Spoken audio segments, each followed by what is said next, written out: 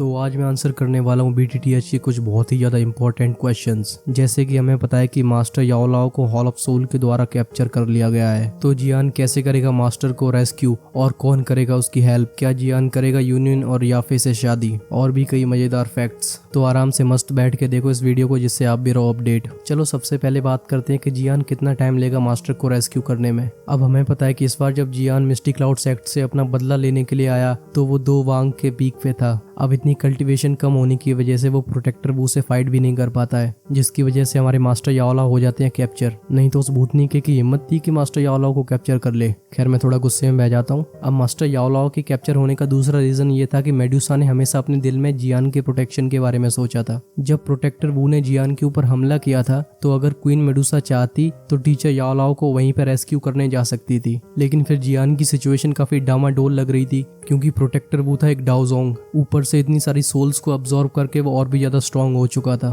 तो इसलिए queen Medusa ने जियान को अपनी पहली प्रायोरिटी बनाया। एज अ रिजल्ट मास्टर याओ लाओ को कैप्चर कर लिया गया। प्रोटेक्टर बू के जाने के बाद जियान मास्टर को बहुत बचाना चाहता था, लेकिन जियान को क्या पूरे द्वीकी कॉन्टिनेंट में बहुत ही कम लोगों को पता था कि हॉल ऑफ सोल वाले अपने प्रिजनर्स को कहाँ पे रखते हैं। अब एपिसोड 61 में हमने देखा कि जियान भी समझ चुका था कि मेरी पावर और हॉल ऑफ सोल के एक्सपर्ट्स की कल्टीवेशन में जमीन और आसमान का अंतर है। तो इसलिए जियान सबसे पहले ग्रो होने का डिसीजन लेता है, जिसके बाद वो अपने मास्टर को बचाने के लिए जाएगा। अब इसी टाइम पे क्वीन मेडुसा प्रेग्नेंट भी हो चुकी थी, तो उसे एक बेबी होने वाला था, तो जिसकी वजह से वो क्वीन मेडुसा को छोड़ के लिटिल फेरी डॉक्टर के साथ वो सेंट्रल प्लेन्स की तरफ ट्रेवल करता है। अब क्योंकि सेंट्रल प्लेन्स पूरी द्वीकी कॉन्टिनेंट का सेंट्रल एरिया था, तो जियान यहाँ पे प्रैक्टिस करके अपनी कल्टीवेशन को सबसे ज्यादा तेजी से इम्प्रूव कर सकता था। और सेंट्रल प्लेन्स में ही मास्टर को हॉल ऑफ सोल्स ने बंदी बना के रखा था, तो जियान एक तीर से 2 निशाने करने के लिए सेंट्रल प्लेन्स चला जाता है। पूरी डिटेल स्टोरी तो मैं नोवेल के टाइम पे एक्सप्लेन करूंगा, तो भाई कर दो फटाफट से सब्सक्राइब। खैर मैं भी काफी बेशर्म हो रहा हूँ आजकल।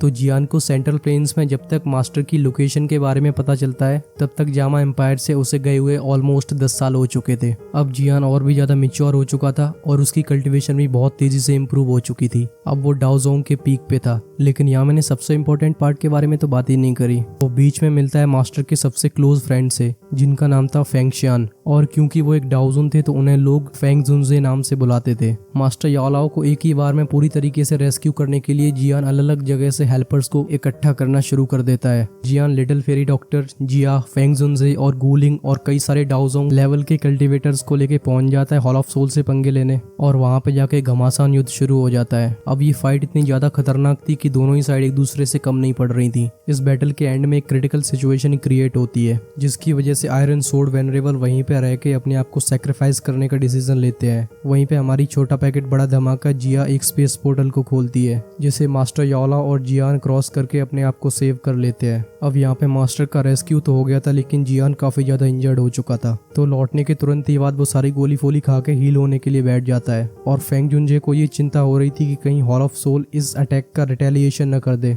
जिसकी वजह से वो पूरे फॉलिंग स्टार पवेलियन को क्लोज करने का ऑर्डर देते हैं। By the way falling star pavilion Feng Junjie और मास्टर याओ लाओ की बनाई हुई एक ऑर्गेनाइजेशन है, जिसे इन दोनों ने साथ में क्रिएट किया था। लेकिन जब से मास्टर गायब हुए फेंग जुनजे ने उन्हें हर जगह पे ढूंढा, और कई कोशिशों के बाद भी उन्हें ये होप नहीं छोड़ी थी। फेंग जुनजे ने फॉलिंग स्टार पवेलियन के लीडर की सीट हमेशा मास्टर याओ लाओ के लिए खाली रखी थी। अब इतनी सीरियस इंजरीज से हील होने के लिए जियान को 1 साल का टाइम लग जाता है, लेकिन ये वाली लड़ाई एक ब्लेसिंग इन डिस्गाइज भी थी, क्योंकि इस टाइम का यूज करके जियान कर लेता है ब्रेक थ्रू और बन जाता है एक 1 स्टार डाउजन। खैर अगर हम यहाँ से देखें तो हमें मालूम पड़ेगा कि जियान को मास्टर को रेस्क्यू करने में काफी ज्यादा मुश्किलों का सामना करना पड़ा। उसे कई साल लग गए ये जानने के लिए कि आखिरकार मास्टर को कैप्चर करके रखा कहाँ पे गया है। इतनी सारी डिफिकल्टीज का सामना करके अब वो डाउजन लेवल तक भी पहुंच चुका है। और अगर अभी तक ये एक्सप्लेनेशन अच्छी लग रही है और तुमने सब्सक्राइब नहीं किया तो कर दो यार, क्योंकि इससे भी ज्यादा मजेदार फाइट्स देखने को मिलेगी नोवेल एक्सप्लेनेशन में। अब क्योंकि ये नोवेल ऑलरेडी मैं एक बार पढ़ चुका हूँ, तो ये यूनियन और याफे के बारे में स्पॉइलर है, आप चाहो तो अपने कान बंद कर सकते हो। लेकिन हाँ, इस नोवेल के एंड तक याफे और यूनियन की जियान से ऑफिशियल शादी तो नहीं होती है, बीच में यूनियन से जरूर ताका भिड़ता है। अगर उसके बारे में वीडियो चाहते हो तो बताना कमेंट्स में। और याफे का ज्यादा कोई रोल नहीं रहा है आगे की नोवेल में, तो मेरी तरफ से 2 मगरमच्छ के आंसू याफे के लिए। तो ये था टॉपिक एक्सप्लेनेशन कि जियान ने कैसे मास्टर को रेस्क्यू किया। तो आगे और किस टॉपिक के ऊपर वीडियो बननी चाहिए इसके बारे में कमेंट्स में जरूर बताना। वैसे इस सीजन मुझे सबसे ज्यादा द डीमन हंटर डूंगो पसंद आया है, और उसकी ऑफकोर्स भाई ने पूरी एक्सप्लेनेशन कर रखी है चैनल पे, तो उसे भी जरूर देखना। तो फिर मैं मिलता हूँ आपसे नेक्स्ट एक्सप्लेनेशन में, तब तक के लिए सायोनारा।